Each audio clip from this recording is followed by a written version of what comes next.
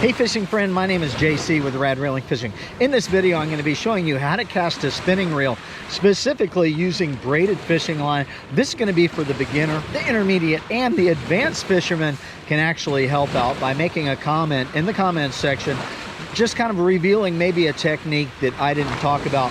You're all welcome to watch this video. Yeah, I am by no means an expert, but I have fished a lot with braided fishing line and spinning reels. So let's get right to it, guys. So generally when a beginner starts fishing with a spinning reel, they are going to grab the line up here with the hand, this hand that they usually have on the handle here.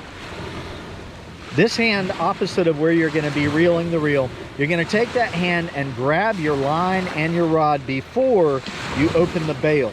You're going to open the bail of the fishing rod there.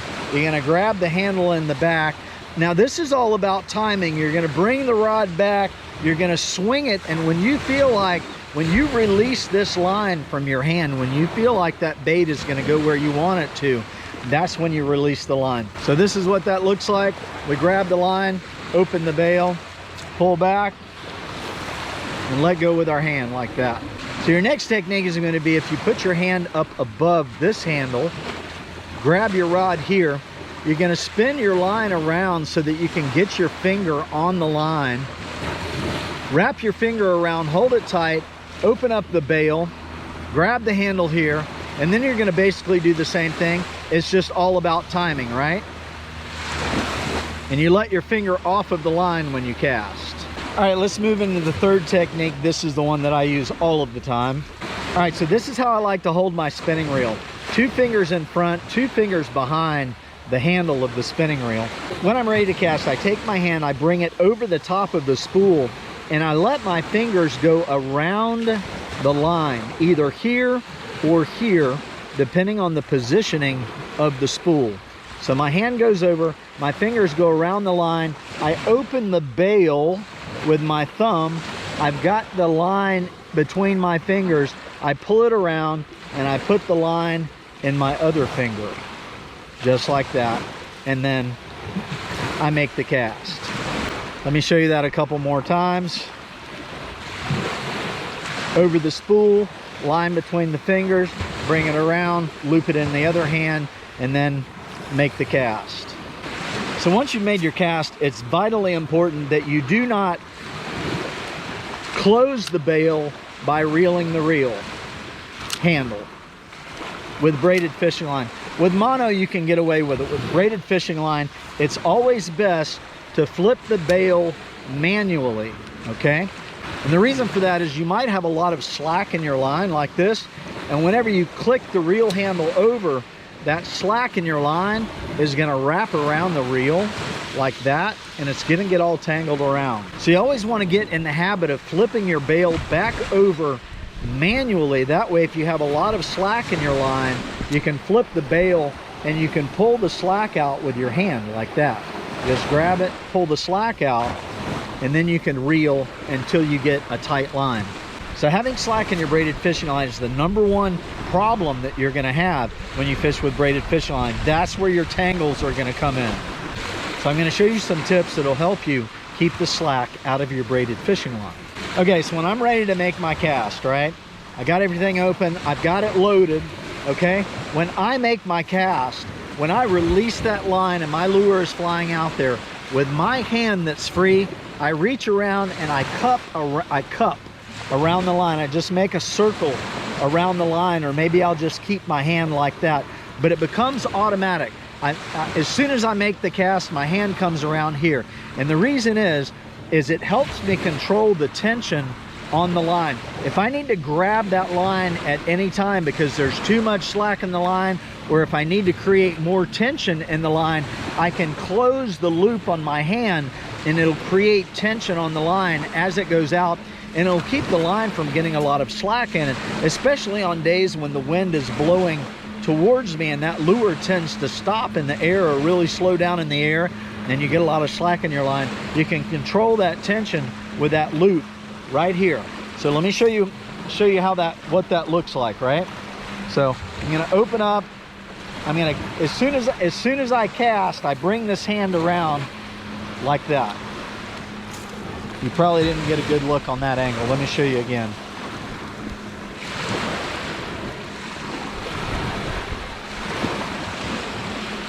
All right, so let me show you again. As soon as I cast, here we go. Bring my hand around like that. And seeing it's not far from the reel. It's like 10 to 12 inches I'm away from the reel. That keeps nice tension right here at the spool.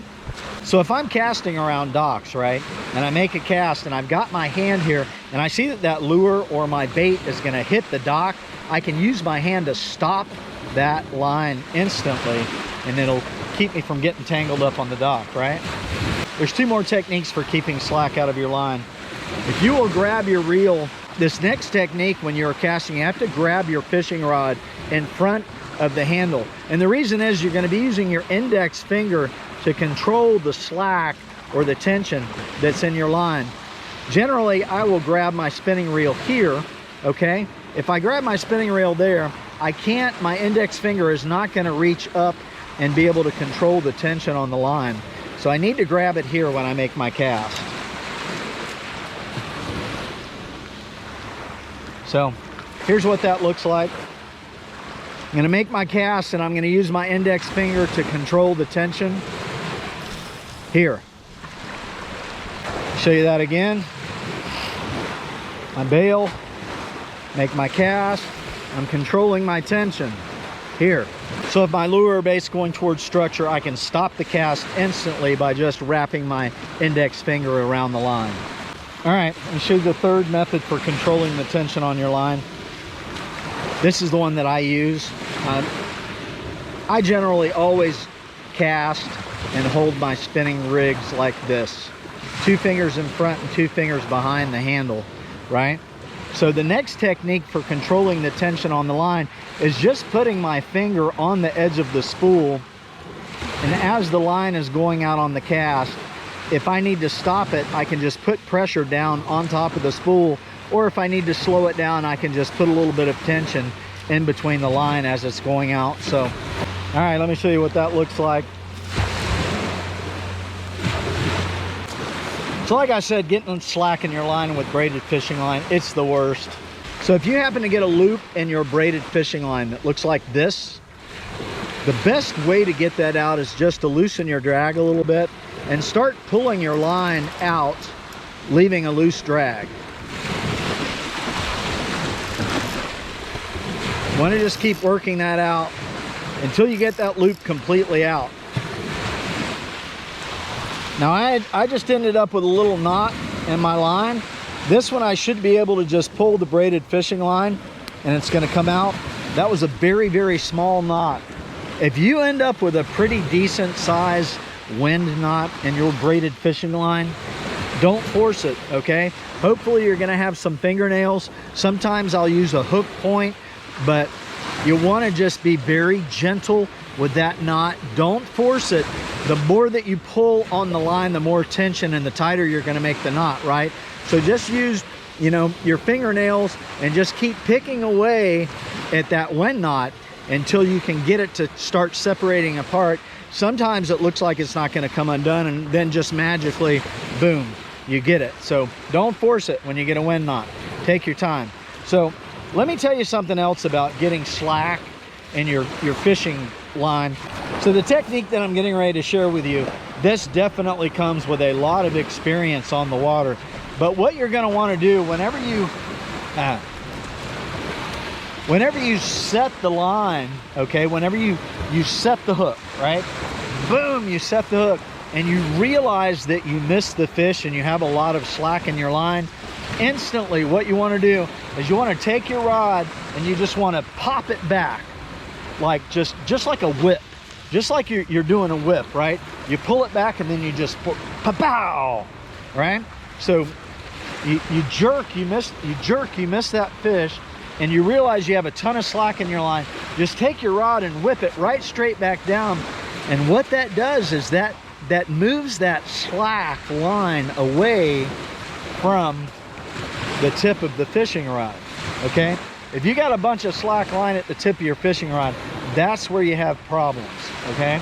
I want to talk about operating the drag on your spinning reel a little bit. I mean, elementary, right? It's important that when you first start fishing that you check to see how tight the drag on your reel is. Now, drag is controlled by this knob right here. This is your tension knob. You turn it clockwise and it tightens the drag, counterclockwise, and it loosens it, right? So, but yeah, it's really important when you first start fishing to pull on that drag and make sure that you've got some tension on your drag, depending on the size fish that you're fishing for and the size of line that you're using, right?